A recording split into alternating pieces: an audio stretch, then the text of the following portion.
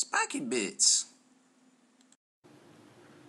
Hey guys, MBG here with my video review of the new Dark Angel Codex.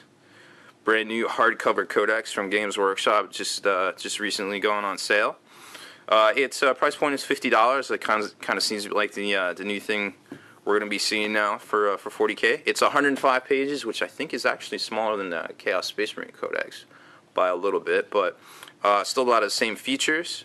This was written by Jeremy Vitok, which I believe he lives in America. But that aside, he seems to have written a pretty solid codex from what I've skimmed over so far. Here's the big page here, the intro page. Hey, welcome. You're taking your first steps to collecting Dark Angels. Hooray! And the contents. Basically, you know, like they say here, the codex is broken down into 4 sections, just kind of giving people an idea of you know, new players and stuff, how it all works. And I bookmarked all those areas too, just to kind of take a look at. The paper feels great, you know, just like the Chaos Codex. I know some people have been complaining about the small 40K rulebook. Seems like it's not printed on as good of stock, but you know, mine hasn't fallen apart like the 5th edition one, so I'm pretty happy with that. First page we turn to, I think everybody's seen this big leak of the Tyranids, and it looks like there's a harpy there, so maybe we'll get a model for that soon. Hard to say, but it's kind of might not really be a coincidence that there's a big centerfold of Tyranids in here, because the rumors are right, saying they'll be out next.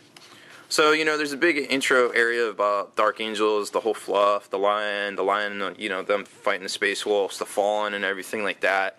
It goes into a lot more elaboration on the actual secrets themselves, and you know, it just kind of expands on the fluff briefly.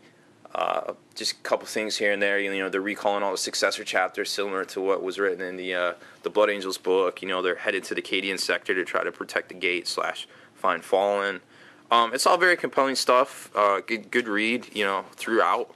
Very good imagery, you know, being a full-color book. Spectacular stuff. Reminds me of, you know, what we used to have to get from reading Fantasy Flight books that they had licensed, because, you know, you just didn't see stuff like this except for in the main rule book.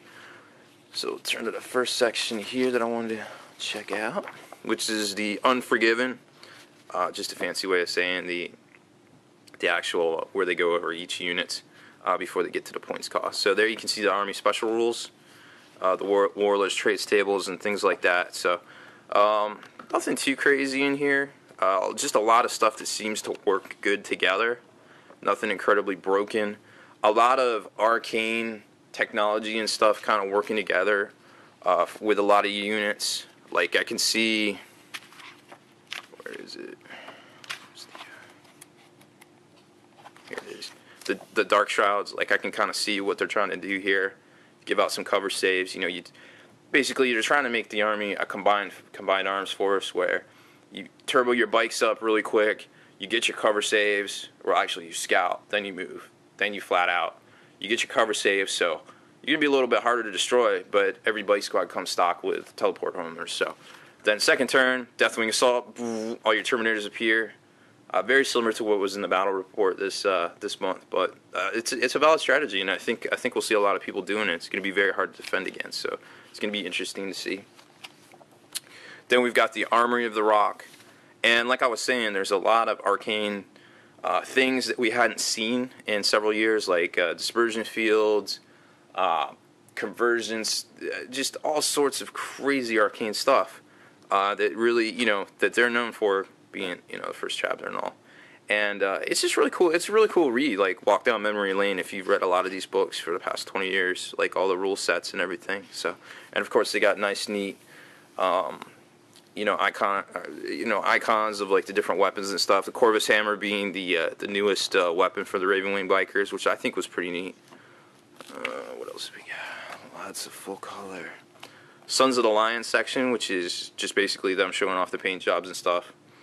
I mean, this stuff looks amazing. You know, a lot of it's older, but you know, it's still very good looking and relevant still. Which is that section there. I really like this you know, going to war kind of picture thing. And then you've got the Angels of Death section, which is the actual points values and special rules and how they all work together. Obviously, being a Marine book, you know, the chapter masters and the HQ choices really dictate how the rest of the force works. So it's good, you know, they always say like troops are the base of your army. Excuse me, but it's good now to figure out how exactly you want to get those troops.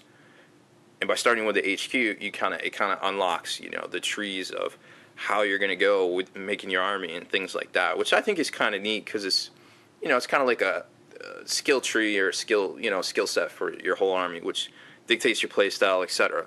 So it's pretty cool. You know, it's like 10 different armies in one, which then again for them, you know, sells models, which is good for everybody because we can all kind of do our own hobby, have fun at it, and GW sells models, which keeps more models coming out in the future. So there's the whole section there, the army section, and then we come to the back, and just like Chaos Space Marines, you've got this fold out, nice reference section, which, you know, is pretty cool. It's very well done. It shouldn't tear too easily or anything like that. So we got all that, and you know, I have to admit, I don't have a lot of time. You know, you read the rule book, and the same was the case with the 6th edition rules. You know, read the rule book. You can read it, but you really had to study it and play it on the tabletop to get the gist of what they were saying. And then, of course, the FAQ stuff like a couple months later. But it's always good to pick up, like, before you, at least for me, before I go to sleep, you know, if I have a book next to the bed, I don't try to, like, read all this and get lost and fall asleep. I skip to the reference material, which is the bulk of it, and read up on that, because that really refreshes everything in my head. Same with the rule book. Like, that keeps it fresh in my head. You know, keeps me on track and kind of, you know, up to date with things. So overall, I think it's a good book. It's written well. I think there's a lot of different ways to take a lot of different things. There's nothing too incredibly broken right on the first read, but I think a lot of stuff that works well together, similar to how Chaos was.